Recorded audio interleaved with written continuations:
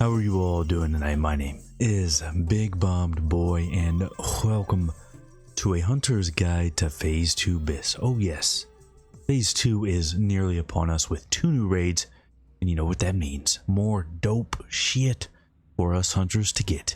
As is usual with BIS lists, I'm going to cover, well, almost everything. 6% hit set, 9% hit set, NG considerations, survival considerations, maybe even racial considerations for those hunters that like to keep their feet on the ground. So stupid. We are going to break it down piece by piece, but first we're going to look at our tier set. Beast Lord, throw it in the trash. Demon Stalker, throw it in the trash. Wait, no. Keep 2 pieces for the set bonus. That is the best set bonus that has ever lived. Without a doubt, Rift Stalker is dope shit. I love these set bonuses. The 4-piece gives 5% crit to steady shot. Okay, that's really boring, but damage numbers wise is quite good. The 2-piece is actually incredibly interesting, causes your pet to be healed for 15% of the damage you deal. How much of a DPS gain is that? Well, that's pretty hard to quantify. If your raid healers are healing your pets, it's probably 0. If it saves you from having to use mend pet, that's usually 1 extra steady shot for each one of those mend pets. Alright, I like where this is going. If it saves your pet from dying, it's fucking huge. If you're creative, you might be able to keep your pet uptime noticeably higher with this set bonus. With it and avoidance, you might not have to move it out of nearly as many AoEs. There's definitely some potential here. And in a rare case, all 5 pieces of the set are pretty good. A lot of the tier 4 pieces, they sucked. It wasn't the set bonus alone that kept us on Beast Lord. Since all 5 pieces are good, the question inevitably becomes, which piece do we drop?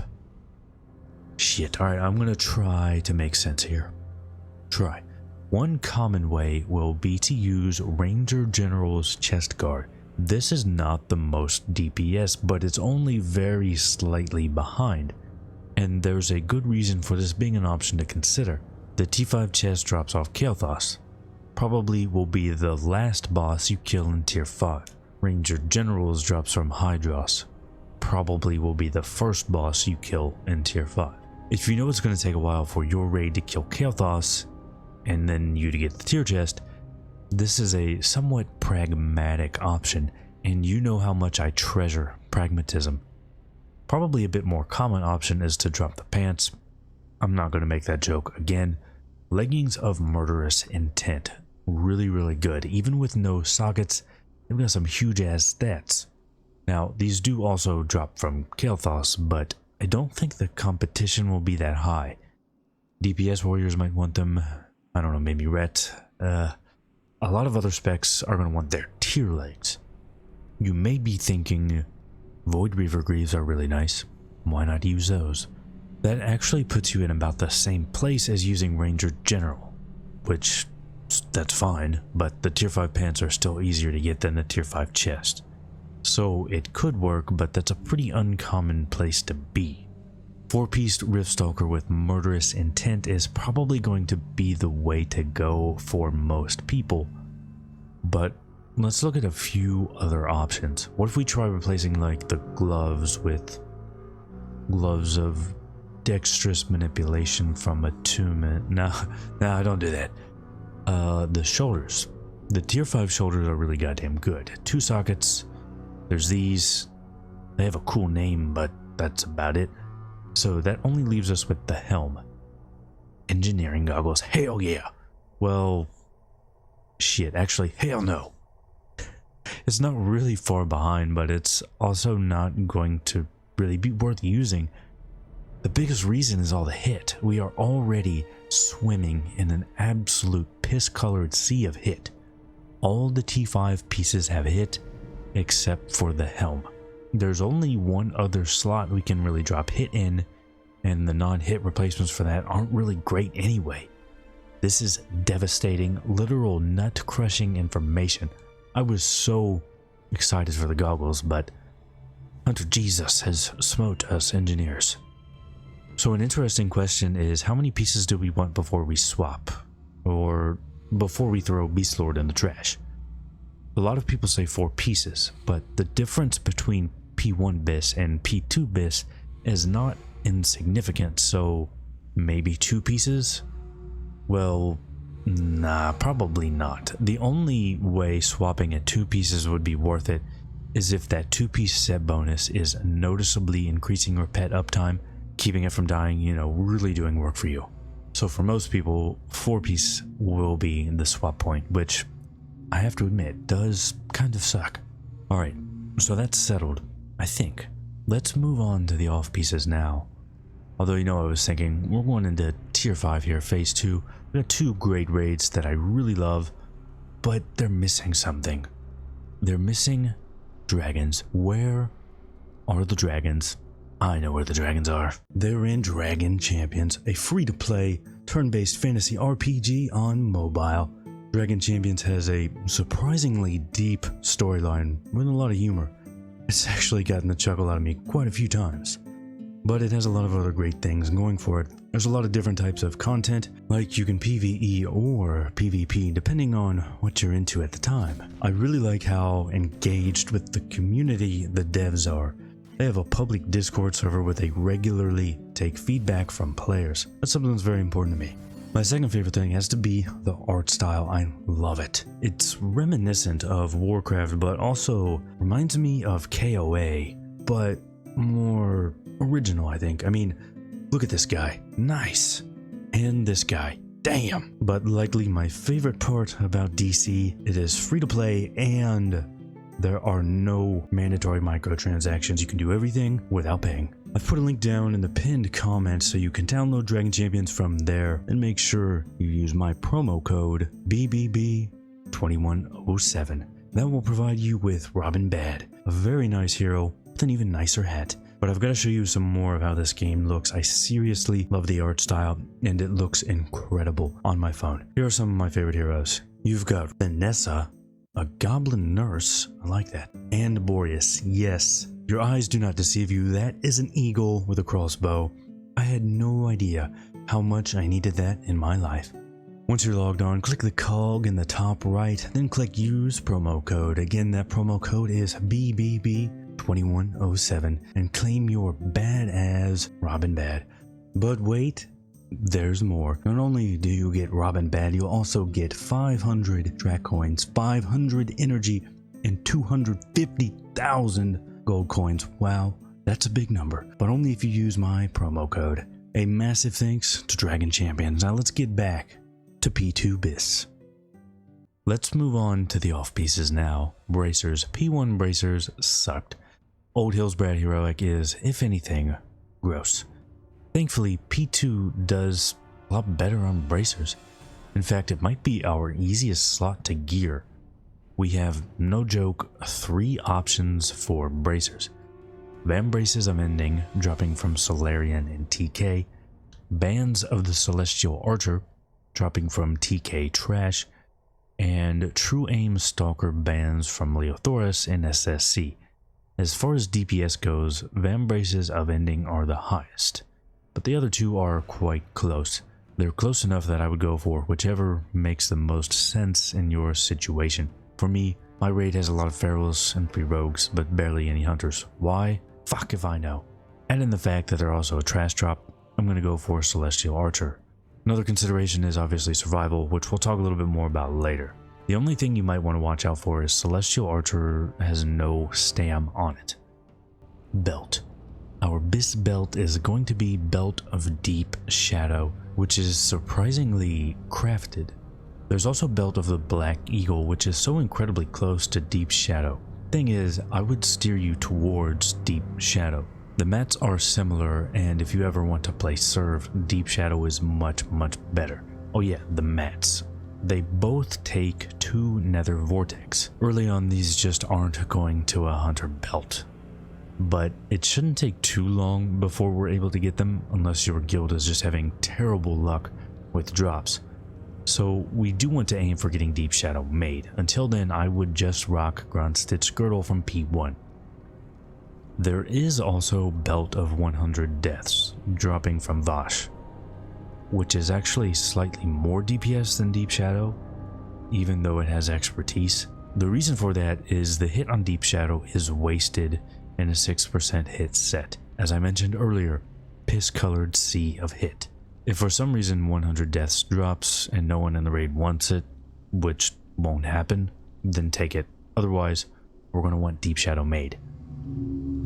Boots. Thankfully, like bracers, boots are an easy slot. Starstrider boots from Solarian in TK, or Cobra Lash boots from Vash in SSC. Doesn't matter. Yeah, use whichever one is easier for you to get. They have the same stats when it comes to DPS, and both have 2 sockets.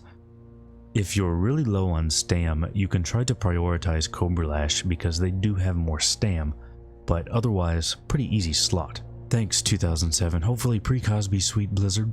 Most importantly though, these boots have the same graphic. Oh yes, you heard that right, they both match tier 5. And looks are the most important stat in the game. Sim it if you don't believe me. Cape. We do get a new cape and it is nice. Thalassian Wildercloak dropping from Kael'thas. It's a direct upgrade over our badge cape. Now, compared to Vengeance Wrap, it is still an upgrade. You want this cape. T5 brings the bling. T5 makes Jared's jewelers look like ring pops. Necklace. Okay, necklace might be our worst slot in P2. There are basically 2 good new necklaces. Telonicus's Pendant of Mayhem and Pendant of Animalistic Fury from the Lurker below. Telonicus is really good. It is P2 BIS. Now, if you want to animalize, it's not really worth it. If you have Saberclaw or even Worgenclaw / Badge Neck, the gain is really small. But the jump to Telonicus is noticeable and worth it.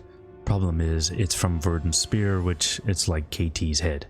And that rewards BIS neck for a lot of specs. Telonicus is the neck we want, but we might have to break out the chloroform rag to get it. Bracelet. So the best bracelet is, from of all places, 1000 Malls of Totorak. An absolute coked out mountain goat of a dungeon, I know, but oh shit, wrong game. WoW doesn't have bracelets. Wait, are bracers bracelets? Rings. Okay, rings might not be that bad. The first one we should probably already have. It's Ring of the Recalcified Treant, which is from Magtheridon's head and was in our P1 BIS list. The second ring is a little more complicated because there's kind of 2 ways to go about it. There's Band of the Ranger General dropping from Kael'thas, and there's Ring of Lethality dropping from Hydros. If you have Ranger General's chest card, well, I'm not sure who the designer was, but Band of the Ranger General is part of that same 2000 collection, so it matches nicely. It's also just really good. It's got a lot of crit. I like crits, you like crits, so why ever go for lethality? Couple of reasons. It's from Hydros, so it's easier to get, but maybe more importantly, if there's any chance you'll play Serve, Ranger General is balls for Serve. And the DPS difference between the 2 for BM, well, there is no difference. It's the same DPS when you're buffed. So personally, I would not bother with Ranger Generals and just go for lethality. If it ends up easier for you to get Ranger Generals, it is fine to take that instead, as long as you're not ever going to play Survival. You may notice both of these rings have hit, which usually sucks. That's part of why Recalled Tyrant is so good. It has no hit. There just aren't any other hitless rings we can use. Trinkets. Oh yeah, we get some dope new trinkets in SSC, right? Gonna bring that tsunami. Nope, actually it's not that good. It's just not up enough for it to be worth it over DST or Brooch. If for some reason you don't have DST yet and no one else wants this, which would be weird, you could use it until DST. Abacus could be better, but that's dependent on you using Abacus pretty much perfectly. And you can probably guess that means, yeah, DST is still BIS. You're going to be using DST for donkey's ears. It's just that good. And Bloodlust Brooch is going to remain our second trinket. Being able to pop that AP on demand and stack it when we need it is still really powerful. There's also Talon of Alar. It's hunter only, so you'll probably get it. It's not BIS, but at least it's a new trinket that we'll get by default. Quivers, ammo pouches, arrows, and ammo. No new quivers or pouches this phase, but ammo. This is why I kind of like to release these closer to the actual phase dropping. Blizzard put the NG ammo on PTR with like no kind of announcement, and I really no idea why they did that, but I am glad to have it. It makes NG a lot more useful. So our best ammo is now engineering ammo and not reputation ammo. The mats aren't that bad either. Hunter Jesus taketh away NG goggles. Hunter Jesus giveth NG ammo. Weapons. Let's cover two-handers first because it's easy. If you're weaving, two-handers are obviously viable. If you're weaving, I probably don't have to explain any of this to you, but there are two options. Twin Blade of the Phoenix from Kel'Thas and Blood Moon, the fully upgraded BSX. They're both really close. I would honestly just go with whichever one you can get easier. Blacksmith and your guild can get you the nethers. Blood Moon. Not a blacksmith? Twin Blade. Okay, now if you're not weaving, I would still stick with one-handers. Specifically, still fist weapons. Remember what I said about fist weapons in my class overview video? Partly because TBC has a lot of nice looking fist weapons.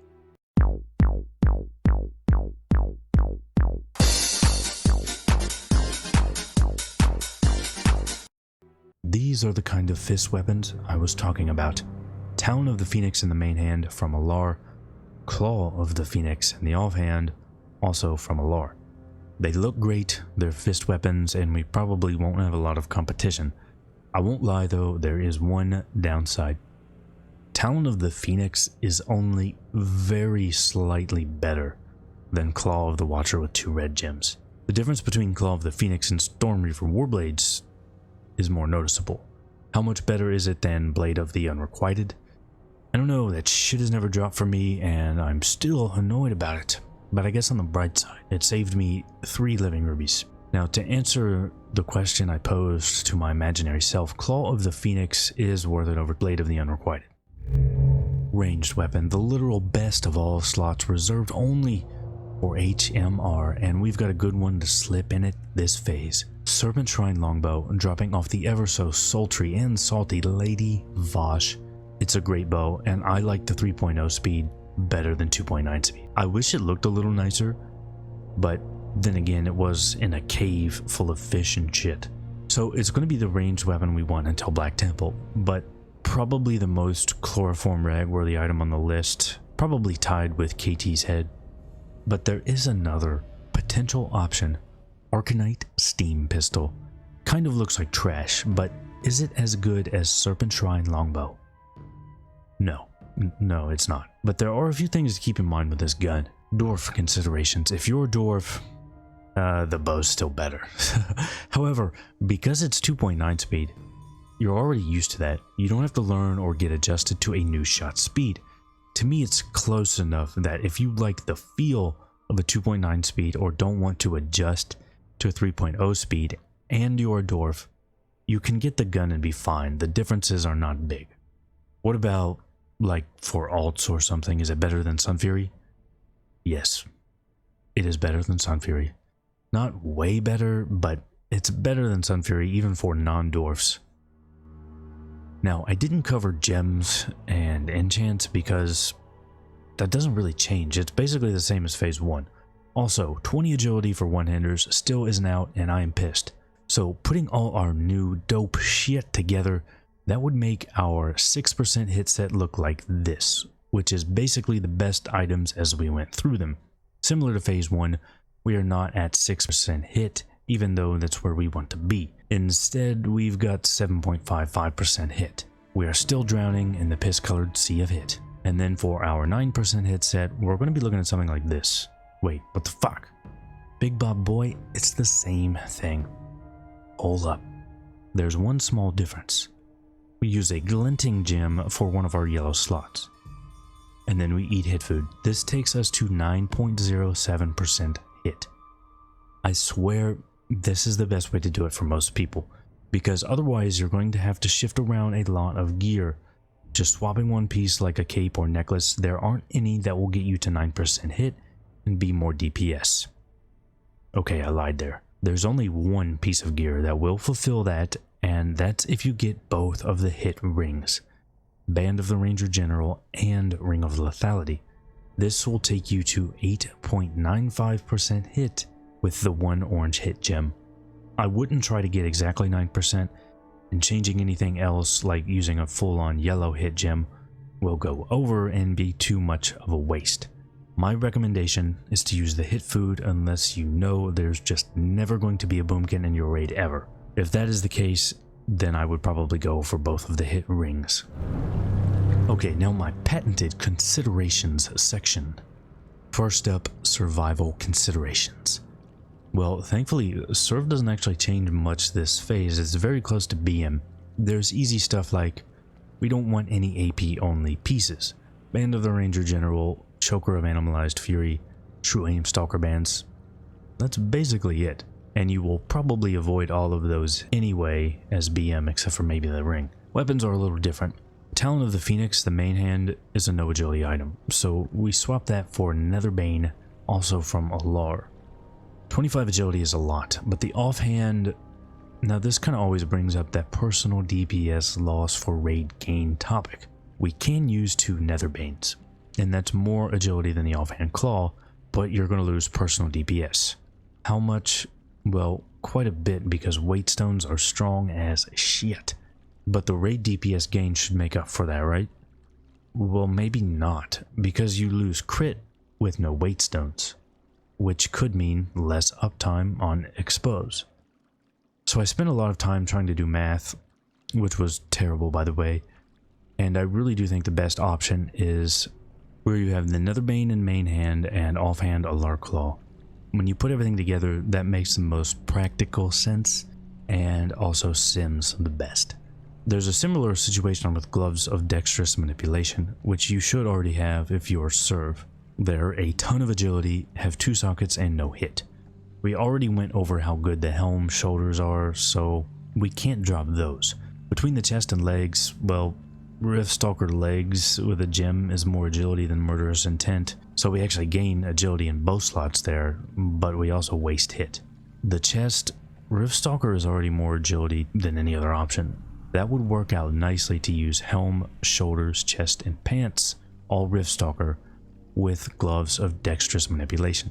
And that will be my recommendation for P2 Survival Best for most people. The only other option I can see is if you happen to have Scaled Greaves of the Marksman from Kazakh. You can use those and keep T5 gloves instead of Dexterous Manipulation. You'll have stratospheric levels of hit, but it's the exact same amount of agility, and that makes it easier to swap gear around when you want to go back to PM. Final thing for Serv, Badge of Tenacity. So this is an on-use agility trinket. It's from some Ogre Law shit. This is an obvious personal DPS loss, but if you have a lot of melee and hunters, it's probably a raid DPS gain, especially if you use it right, so it's something to consider. Which is why I mentioned it under survival considerations. Shit, boys, that is phase 2 BIS. Let me know what you're most excited for. I know for me, it's the tier set. I'm so excited to get out of Beast Lord. It was fun at first, but now it just feels dirty. And it helps that tier 5 just looks amazing for hunters. I love it. Although, getting a new bow wouldn't be bad either. We have to come up with a cool name for that bow, because it's not a Sunny D bow, like Sun Fury. Let me know what you think we should call our new phase 2 BIS bow. If you enjoyed the video, hit that sub button, bell, like button, sultry Vosh button, share button, all that other shit. I appreciate each and every one I get. This channel even has memberships now. You can check them out by clicking the join button right by the sub button. It is absolutely the best way to support the channel because ad revenue is, yeah, and you'll get some really cool emotes. Plus it's way better and cheaper than a Twitch sub. I stream right here on YouTube at least once a week. I swear a stream is coming really soon. If you're looking for a raid, I am now an officer in my guild and we need a few hunters, especially a survival hunter Help out my parsers, man. Come on, do it. We are Horde on Fairbanks, US. If you are interested in a somewhat serious but not incredibly hardcore guild, shoot me a message in-game, Bigbobbedboi on Fairbanks. But that is going to be all for this one. I really appreciate you all watching, and I will see you all for the next one.